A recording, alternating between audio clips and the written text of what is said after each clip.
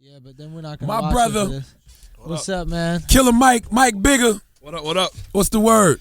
Man, I'm well. Man, these studios are nice. Like a country boy ain't used to this much wood on the floor. Now, you know, it's funny, like I was just telling Schultz, man, I always say Killer Mike is one of my top 5 He said top 5 MCs of all time. And That's whenever I tell people that know, they're like, go, hell yeah, of course, yo, yeah. you fuck with Mike. Other people be like, you fucking crazy. Fucking out of your goddamn mind. What the fuck is wrong with you? But tell them a little bit about yourself, Mike. Where you from? I'm from Atlanta, Georgia. I was raised by my grandparents because my parents were too young to have children when they had me. My dad ended up being an Atlanta City police officer. My mom ended up being a florist in Queen Penn. I went to incredibly great schools in the Collier Heights District and Frederick Douglass and Morehouse. And I'm a Renaissance man of the motherfucking streets of America. And it's funny because like he went to Morehouse. Yep. Yeah. But your mother was I'm about to say D boy, but a D girl. She was a Queen Penn. She wasn't no D girl. My mother. What's that? What's a D girl? That's a D boy is somebody who's had experience listening to a lot of Jeezy and running around with packages of dope in his pocket. My mother was arrested 2 weeks before my 15th birthday for attempting to buy 20 kilos of cocaine in Griffin, Georgia. And then she ended up being supplier, a florist. No, she was a florist first. See.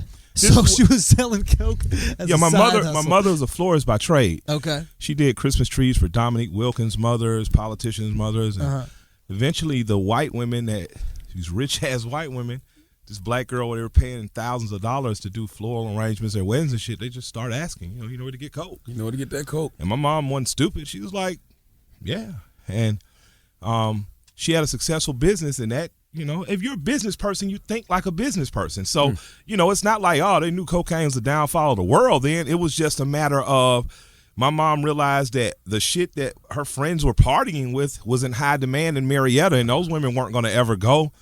And she supplied a need, and it grew. And then she started dating, of course, more successful guys.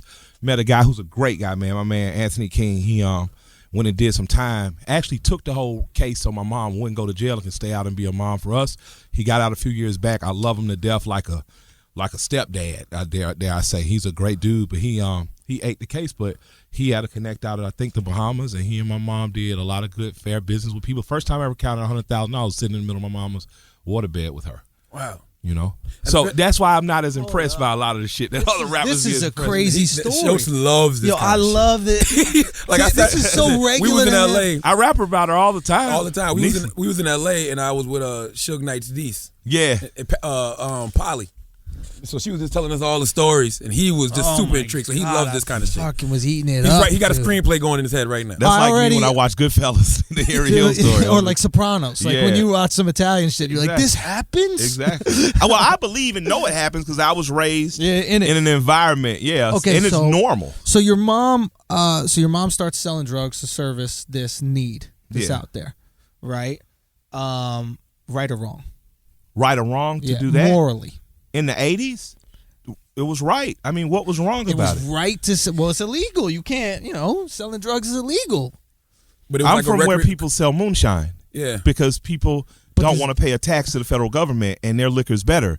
So I'm not saying now I can look in retrospect and be like, oh, that's fucked up. The community is fucked up. Back then, people were just throwing freebase parties, having fun. It was a recreational drug. Yeah, it was coming out of the disco era. My mom listened to Donna Summer. She was an artist. Half her friends were gay white men. Half her friends were artistic black women. They were just artists. She didn't go into it like, one day I'm going to purchase 100 kilos of cocaine. Yeah. She was a woman making thousands of dollars doing floral arrangements, and white women started saying, hey, do you know where to get it? And it was, the 80s was just partying. I don't want people to think the 80s was everything you seen on New Jack City. No, I was a kid, but I can remember my mom moved out at 19 years old. She had me at 16, moved out at 19, bought her own house at 20 years old, and on Friday night, our house would just turn into sleepover. All the kids would be upstairs, because my mom bought a house with a full basement, den, 3-4 bedrooms. So the kids would just all be hanging out together, and all the parents just would be down there partying. Like a motherfucker. I remember that too growing up in the 80s because my father was huge on James Brown. Yeah. He too sold cocaine. Exactly. You know what I'm saying? And wore all leather everything. Exactly. But it was just a big party. And it was a shot house culture because their parents went to shot houses. Their in the South, there's a thing called shot houses where my grandpa and his younger, He would pick up moonshine from Edenton that his brother-in-law brewed. Yeah. He'd bring it to the shot house that his cousin owned in Edgewood and Kirkwood. That's Little Mexico. Future them in trouble called the neighborhood Little Mexico. His cousin owned a shot house there. So we were familiar with things that weren't necessarily legal, but that was the place where black people communed outside of barbershops and churches. What is shout houses? A shot house, shot where house. you would go buy a shot of liquor. Ah, okay. I'm like blown away. I don't know about that. I'm from New York City, man. We didn't have moonshine. You know what I mean? We didn't have. Before black parties. people would go party next to white people in Buckhead and give all our money to another tax base. What would happen was people with nice houses or big yards would just essentially convert the bottoms of their basements or their yards into a club. That's what my father did. My father always had a nightclub. Like even right now to this day, if you go to Moncks Corner, South Carolina, the house he grew up in, which was my grandparents' house, he turned into like a sugar shack. So it's got a dance floor, pool tables, a bar, all of that. And it keeps money in the community. Because those people are going to spend money with the stores in the community. Those people are going to hire people from around the community to bartend, to clean up. Absolutely. So actually, they're good things for the community. It's just that they're untaxed. So the tribulation with government is less about what was being sold or the things. It was more about so the why not state. just pay taxes? Well, you have to go through a 40-year fight to get it legalized, and then white corporations come in and take it. No, why not just it's get called marijuana industry. No, why not? But why not just make it a a legal dwelling?